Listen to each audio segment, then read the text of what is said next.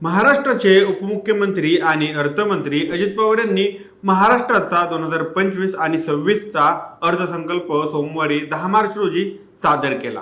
अजित पवार यांनी अर्थसंकल्पात महिला, कृषी, पर्यटन, ज्येष्ठ नागरिकांसाठी विविध तरतुदी जाहीर केल्या। तसेच महाराष्ट्र आता थांबणार नाही, विकास आता लांबणार नाही असा संदेशही दिला। मात्र प्रत्यक्षात निवडणुकीपूर्वी देण्यात आलेली आश्वासनं पूर्ण करण्यासाठी बजेटमध्ये तरतूद पाहायला मिळाली का? लाडक्या बहिणी योजना आणि शेतकऱ्यांच्या कर्जमाफीचा विषय सरकार या अर्थसंकल्पात मांडला आहे का? आणि यावर विरोधी पक्ष नेमकं काय म्हणत आहे? सगळं काही समजून घेऊया आजच्या या व्हिडिओमधून। नमस्कार, मी सनी आणि तुम्ही पाहताय दैनिक राज्य लोकतंत्र। नव्याने सत्तेवर आलेल्या महायुती सरकारचा हा पहिला अर्थसंकल्प होता।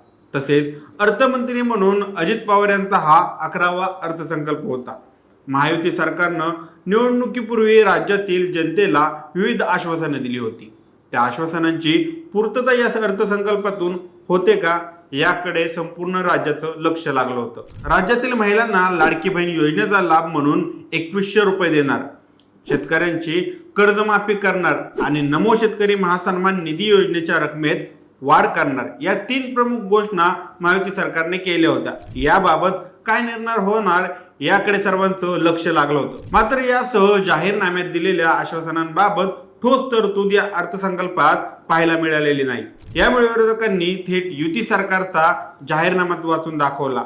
यात महायुतीकडून निवडणुकीपूर्वी 10 सूत्री जाहीरनाम्यात कोणती आश्वासने दिली होती ते पाहूया। लाडक्या बहिणींना 2100 रुपये देणार, महिला सुरक्षेसाठी 25,000 महिलांचा पोलीस दलात समावेश करणार, शेतकऱ्यांना कर्जमाफी देणार, शेतकरी सन्मान योजनेतून वर्षाला 15,000 रुपये देणार, प्रत्येक गरीबाला अन्न आणि निवारा देणार, वृद्ध पेन्शन धारकांना 2100 रुपये देणार, जीवनावश्यक वस्तूंना किमतीत स्थिर ठेवणार, 25 लाख रोजगार निर्मिती करणार, 10 लाख विद्यार्थ्यांना 10,000 रुपये देणार, 25,000 गावांमध्ये पाणंद रस्ते बांधणार, ग्रामीण भागात रस्ते बांधण्याचे वचन, अंगणवाडी आणि आशा सेविकांना महिन्याला 15,000 रुपये वेतन आणि सुरक्षा कवच पुरवणार, वीज बिलात 30% कपात करणार, सौर आणि अक्षय ऊर्जेवर भर देणार।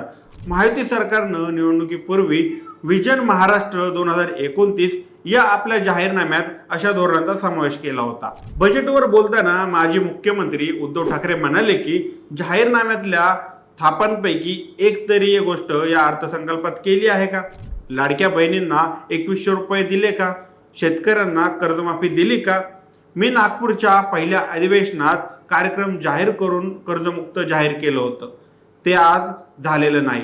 प्रत्येकाला अन्न व निवारा ही त्यांची घोषणा होती। जीवनावश्यक वस्तूंच्या किमती स्थिर ठेवणार होते, त्या कधी ठेवणार? एवढं बहुमत असूनही जीवनावश्यक वस्तूंच्या किमती स्थिर राहत नसतील तर तुमच्या या बहुमताला कोण विचारणार, असा प्रश्न उद्धव ठाकरे यांनी उपस्थित करत युती सरकारचे कान टोचले आहेत। विरोधकांच्या टीकेवर आणि दिलेल्या आश्वासनांबाबत देवेंद्र फडणवीस म्हणाले की आपल्याला योजनेसाठी किती पैसा लागेल हे वर्षभरानंतर समजतं। गेल्या वर्षीच्या अंदाजानुसार या योजनेसाठी निधीची तरतूद करण्यात आली आहे। पुन्हा वाढवायची गरज पडली तर जुलै-डिसेंबर मध्ये वाढवता येईल। आवश्यक तेवढी तरतूद करण्यात आली आहे। लाडकी बहीण योजनेचा आर्थिक लाभ 2100 रुपये करण्याबाबत आमचं काम सुरू आहे। मात्र त्यावेळी अर्थसंकल्पाचं संतुलन कायम राहणंही महत्वाचं आहे आणि घोषणा आपल्याला पूर्ण करायची आहे। पुढे फडणवीस म्हणाले की जर आपल्याला आश्वास पद्धतीने योजना कायम चालू ठेवायची असेल तर या आर्थिक शिस्त ही महत्वाची आहे। त्यामुळे व्यवस्थित संतुलन करून आम्ही दिलेली सर्व आश्वासनं पूर्ण करणार आहोत। याचा अर्थ एप्रिल महिन्यात 1500 रुपये मिळतीलच। ज्यावेळी आम्ही 2100 रुपयांची घोषणा करू तेव्हापासून ते देखील मिळतील। काँग्रेस विधिमंडळ नेते विजय वडेट्टीवार अर्थसंकल्पावर बोलताना म्हणाले की ज्यांच्या मतांवर महायुती सरकार सत्तेत आलं त्यास लाडक्या बहिणी, शेतकरी, वंचित, आदिवासी यांचा महायुती विश्वासघात केला आहे। निवडणुकीआधी गुलाबी जॅकेट घालून फिरणारे आता गुलाबी जॅकेटही विसरले आणि लाडक्या बहिणींना विसरले।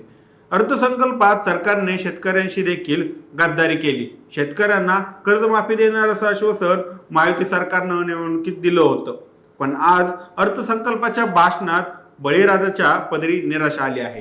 जाहीरनाम्यात दिलेल्या आश्वासनांबाबत अर्थसंकल्पात तरतूद नाही या मुद्द्यांवर उपमुख्यमंत्री एकनाथ शिंदे म्हणाले, मुख्यमंत्री माझी लाडकी बहीण योजनेसाठीही 36,000 कोटींची तरतूद केली आहे.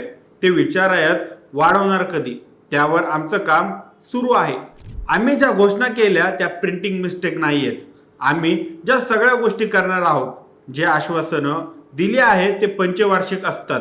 तुम्हाला त्याचं गणित तर केलं पाहिजे. दुसरीकडे आज अर्थसंकल्प झाल्यावर महाविकास आघाडीने विधान भवनाच्या पायऱ्यांवर महायुती सरकार विरोधात आंदोलन केलं. हा अर्थसंकल्प म्हणजे फक्त घोषणांचा सुकाळ, निधीचा मात्र दुष्काळ आणि सरकारची जुमलेबाजी या अर्थसंकल्पातून दिसली, असा आरोप विरोधी पक्षातील आमदारांनी केला. महायुतीच्या अर्थसंकल्पासंदर्भात आणि निवडणुकीपूर्वी दिलेल्या घोषणासंदर्भात ज्येष्ठ पत्रकार मानतात की निवडणूक वर्ष हे लोकानियोग करणाऱ्या घोषणा करण्यासाठीच असतं. राजकारण्यांना घोषणा करून निवडणुका जिंकायच्या असतात. 1 रुपयात विमा योजना असेल, लाडकी बहीण योजनेत 1500 रुपयेवरून 2100 रुपये देण्याची घोषणा असेल, अशा या योजना असतात. सध्या सरकारचं मर्यादित उत्पन्न आहे, त्यामुळे या मोफत योजना देणं सरकारला परवडणार नाही. त्यामुळे या बजेटमध्ये सरकारने या घोषणा आणि योजना यांना हात घातलेला नाही. राज्यावर भर असणाऱ्या या योजना सरकार चालू किंवा बंद करू शकत असते, काही त्यात बदल करू शकत असते. मात्र पुढील निवडणूक पाहता ते करणं परवडणार नाही, त्यामुळे त्याला हातच लावणार नाही असं या बजेटमध्ये दिसत आहे. पुढे ज्येष्ठ पत्रकार म्हणतात, सरकारकडून 1 रुपया विमा देणार ही योजना बंद करण्याचं सतोवाच यापूर्वी करण्यात आलं होतं. मात्र या अर्थसंकल्पात त्यालाही हात लावला नाही. या अर्थसंकल्पामध्ये सरकारचं उत्पन्न कसं वाढेल यासाठी भर देण्यात आलाय, तर दुसरीकडे इन्फ्रास्ट्रक्चरवर प्रोजेक्टवरही अधिक भर देण्यात आलाय. या सरकारने बॅलन्सिंग बजेट देण्याचा प्रयत्न यावेळी केला आहे. कर्जमाफी न देता शेतकऱ्यांना 24 तास लाईट मिळेल यासाठी सोलारवरील योजनांवर भर दिला आहे. मोफत देण्याऐवजी दुसऱ्या योजनांमधून कौशल्य आणि विकासावर भर देण्यात आलाय. आधीच राज्यावर मोठं कर्ज आहे, त्यामुळे अजून कर्ज वाढू नये यासाठी युतीच्या नेत्यांनी विचार करून हा अर्थसंकल्प मांडला आहे. आता राज्य लोकतंत्रने यापूर्वीच महाराष्ट्राच्या आर्थिक संकल्पाबाबत माहिती दिली होती की या अर्थसंकल्पात शेतकऱ्यांचं कर्जमाफी आणि लाडक्या बहिणींचा विषय यावर सरकार सध्या विचार करत नाही आणि यानंतरच्याही काळात महायुती सरकार हे दोन्ही विचार करेल याबाबत शंका अजूनही तशीच आहे. या दोन्ही विषयांचा विचार थेट पुढच्या विधानसभा किंवा लोकसभा निवडणुकीपूर्वी महायुती सरकार करणार अशी दाट शक्यता आहे. आता या अर्थसंकल्पाबाबत तुमची काय मते आहेत, आम्हाला कमेंट करून नक्की कळवा आणि जर दैनिक राज्य लोकतंत्र चॅनलवर नवीन असाल तर चॅनलला नक्की सबस्क्राईब करा. धन्यवाद.